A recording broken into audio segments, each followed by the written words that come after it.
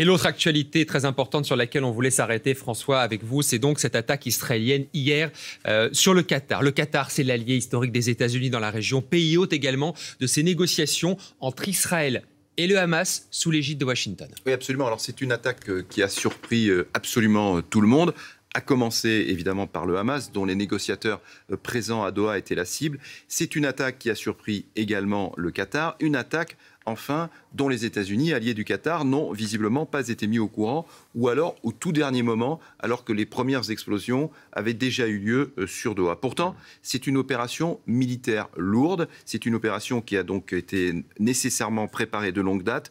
Une opération de ce type nécessite en général plusieurs mois de préparation. Il y avait 15 avions de combat israéliens qui ont été mobilisés. Ils ont tous largué leurs bombes sur le même immeuble, sur la même cible, vraisemblablement donc l'immeuble où se trouvaient à ce moment précis les négociateurs du Hamas. Donc l'objectif c'était probablement de tuer ces négociateurs du Hamas, ces chefs terroristes comme les appelle le Premier ministre israélien. Est-ce qu'ils ont été tués dans le bombardement? Alors c'est toute la question.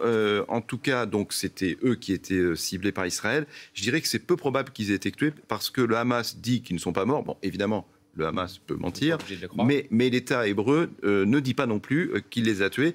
Seule certitude, ce bombardement a fait 6 morts, dont le fils de l'un des chefs du Hamas et un agent de sécurité qatari. Ce qui est assez étonnant, c'est qu'Israël se soit permis d'aller bombarder le Qatar. Oui, alors c'est complètement étonnant parce que d'abord, Doha, on l'a dit, est un allié très proche des États-Unis. Il y a par exemple une très grande base américaine sur le sol au Qatar, 10 000 hommes, très proche en particulier de Donald Trump.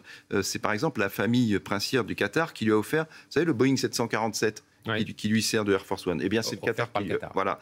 Étonnant aussi parce que le Qatar est le pays qui fait office de médiateur. C'est à Doha que se déroulent toutes les discussions indirectes entre Israël et le Hamas. Eh bien, conséquence, et c'est assez rare pour le noter, Donald Trump s'est montré très mal à l'aise. Il ne soutient pas cette opération. Il a même dit la décision a été prise par Benjamin Netanyahou et pas par moi. Et est-ce qu'on peut croire Donald Trump là-dessus? Alors, pas toujours. Mais là, oui, je crois vraiment qu'on peut le croire. Il n'avait franchement aucun intérêt à ce que le Qatar se trouve dans cette situation, d'autant qu'évidemment, les négociations sous l'égide des États-Unis sont à présent suspendues. Donc, en gros, pour son Nobel de la paix, Donald Trump, il va pouvoir encore attendre un peu.